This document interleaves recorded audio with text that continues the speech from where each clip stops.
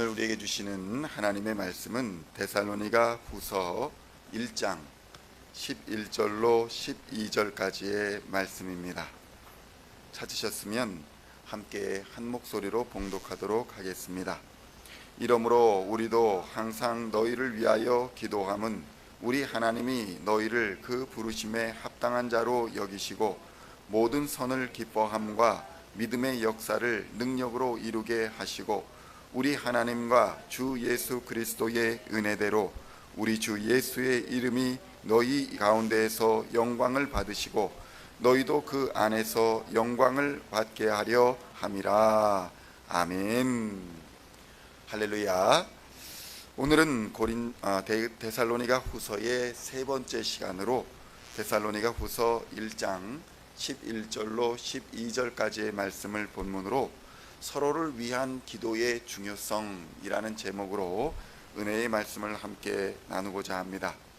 성도 여러분, 우리는 기도의 중요성을 매일 강조합니다. 그리고 기도만큼 중요한 것은 없다라고 배우고 또 실제로도 그렇기도 합니다. 그러나 기도하는 목적이 무엇이냐에 따라서 기도의 결과는 매우 달라지게 되어 있습니다. 세상을 목적으로 기도하는 사람은 계속 세상을 따라 살게 되는 것이고, 돈을 목적으로 기도하는 사람은 열심히 기도함에도 불구하고 세상과 돈의 노예를 벗어나기 어렵게 된다는 것입니다.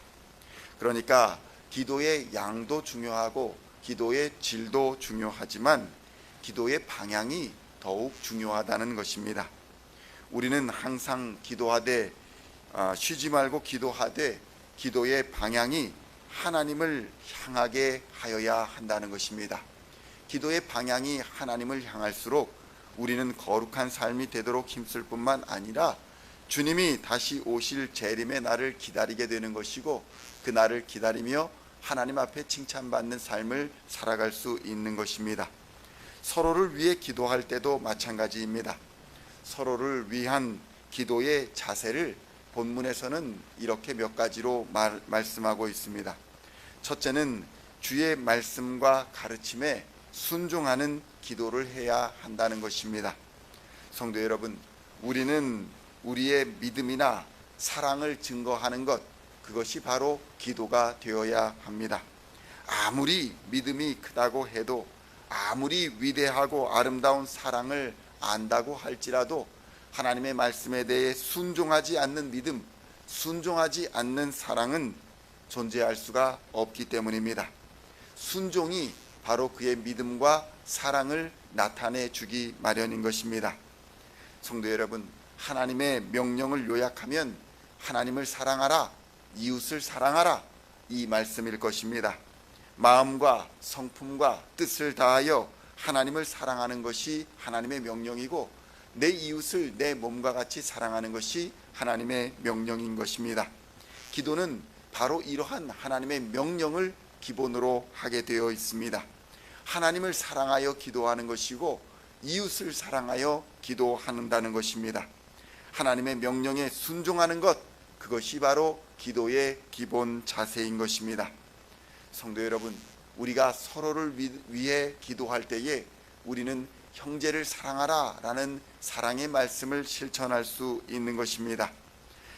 우리가 이웃을 위해 기도하는 것은 오직 우리 주 예수 그리스도의 복음만이 죄악으로 인해 비참한 상태에 놓인 우리의 이웃과 또 인간의 상태를 완전히 변화시켜서 거룩한 하나님의 자녀가 될 수 있게 하기 때문인 것입니다.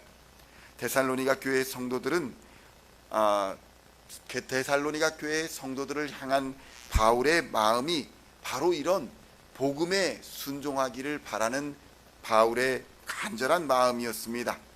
본인 스스로도 이러한 하나님의 말씀에 순종하여서 데살로니가 교회의 성도들을 향한 기도를 멈추지 않았다, 이렇게 고백하고 있는 것입니다. 데살로니가 후서 1장 11절 전반부를 보면 바울은 이렇게 고백합니다. 이러므로 우리도 항상 너희를 위하여 기도하였다. 성도 여러분, 바울의 기도는 데살로니가 교회의 성도들이 항상 주의 말씀과 가르침에 순종하기를 바라는 기도였음을 깨달아야 할 것입니다. 둘째로는 주의 부르심에 합당한 삶을 살아가도록 우리는 기도해야 합니다. 성도 여러분, 우리 모두에게는 우리를 부르신 하나님의 뜻이 있고 우리를 향한 분명한 하나님의 목적이 있다는 것을 깨달아야 합니다. 서로를 위해 우리가 기도할 때에 우리는 기도를 통해 우리를 부르신 그 부르심의 목적을 깨닫게 되는 것이고 이 땅에서의 사명을 잘 감당할 수 있게 되는 것입니다. 우리가 반드시 기억해야 할 것은 부르신 사명의 길을 바로 가지 않는 자들은 하나님의 영광에 참여할 수 없다는 것입니다. 하나님께서 우리를 부르셨고 그 부르심의 뜻을 따라 바로 걸어가지 않는 자들은 주님이 우리에게 주신 영광에 동참할 수 없다는 것을 깨달아야 하는 것입니다. 11절에도 우리 하나님이 너희를 그 부르심에 합당한 자로 여기시고 모든 선을 기뻐함과 믿음의 역사를 능력으로 이루게 하시기를 원한다. 이렇게 바울은 기도하고 있는 것을 볼 수 있는 것입니다. 그러나 수많은 사람들이 자신을 부르신 하나님의 뜻을 제대로 분별하지 못하고 잘못된 길로 가고 있습니다. 에베소서 4장 1절로 3절에서는 이렇게 말씀합니다. 그러므로 주 안에서 갇힌 내가 너희를 권하노니 너희가 부르심을 받은 일에 합당하게 행하여 모든 겸손과 온유로 하고 오래 참음으로 사랑 가운데에서 서로 용납하고 평안에 매는 줄로 성령이 하나 되게 하신 것을 힘써 지키라. 이렇게 명령하고 있는 것입니다. 성도 여러분, 우리는 서로를 위해 기도함으로써 우리에게 하나님께서 맡기신 사명을 깨닫게 되는 것입니다. 서로를 위해 기도함으로써 좌로나 우로나 치우치지 아니하고 교회 공동체가, 성도 공동체가 바른 길을 갈 수 있게 되는 것을 믿는 은혜가 있으시기를 우리 주 예수의 이름으로 간절히 축원드립니다. 마지막으로 서로를 위해 기도하는 것은 주님의 영광을 위한 것이 됩니다. 데살로니가 후서 1장 12절을 보니 이렇게 증거합니다. 우리 하나님과 주 예수 그리스도의 은혜대로 우리 주 예수의 이름이 너희 가운데에서 영광을 받으시고 너희도 그 안에서 영광을 받게 하려 함이라. 그러니까 바울은 계속 데살로니가 교회 성도들을 위해 기도했던 것이 주님을 위한 영광의 기도였으며 데살로니가 성도들이 함께 영광을 얻게 되기 위한 길이었다는 것을 고백하고 있는 것입니다. 우리가 형제들을 위해 기도하고 서로를 위해 깨어서 기도함으로 인해 주 예수의 이름이 영광을 받으시며 우리 또한 예수 안에서 영광을 얻게 될 것이라고 증언하고 있는 것입니다. 간단하게 서로를 위해 기도하는 일이 주 예수의 이름이 영광을 받으시는 일이라는 것입니다. 봉사와 섬김 그리고 선교 그리고 여러 가지 전도의 실적이 없을지라도 하나님은 기도하는 교회를 가장 소중하게 여기고 계신다는 사실을 우리는 기억해야 할 것입니다. 아무리 외양이 크고 번듯한 모습의 교회라도 하나님은 중심에 기도하는 자를 찾으신다는 것입니다. 사실 죄인인 우리가 주의 영광에 참여할 만한 조건과 자격이 있을 리 없다는 것을 우리는 인정해야 할 것입니다. 그러한 자들이 주님의 은혜로 하나님의 자녀가 되었으니 그것이 얼마나 감격스러운 일이겠습니까? 마땅히 우리의 삶은 주의 목적을 위해 사는 삶이 되어야 할 것입니다. 이 주의 목적을 발견하는 길이, 유일한 길이 바로 기도라는 것입니다. 말씀 속에서, 찬양 속에서, 기도 속에서 하나님의 뜻을 발견할 수 있는 것입니다. 고린도전서 6장 19절로 20절에는 이렇게 증언합니다. 너희 몸은 너희가 하나님께로부터 받은 바 너희 가운데 계신 성령의 전인 줄 알지 못하느냐?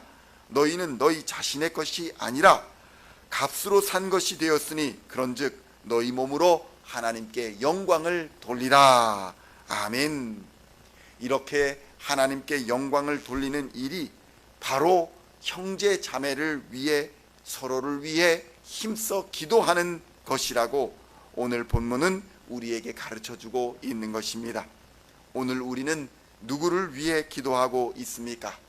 오직 자신을 위해, 물질을 위해, 건강을 위해 기도하고 있다면 우리의 기도의 방향을 바꾸어서 하나님의 말씀에 그들이 서로 순종하고 하나님의 말씀에 우리 교회 공동체가 부르신 사명을 깨달으며 하나님께 기도할 때에 주의 영광을 위해 살 수 있도록 해달라고 기도의 방향을 바꾸어 힘써 기도해야 할 것입니다.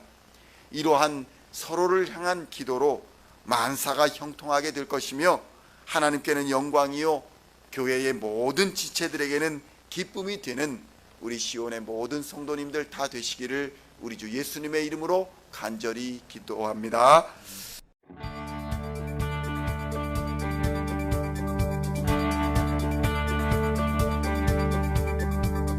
Singing songs of thy praise, we are coming to you.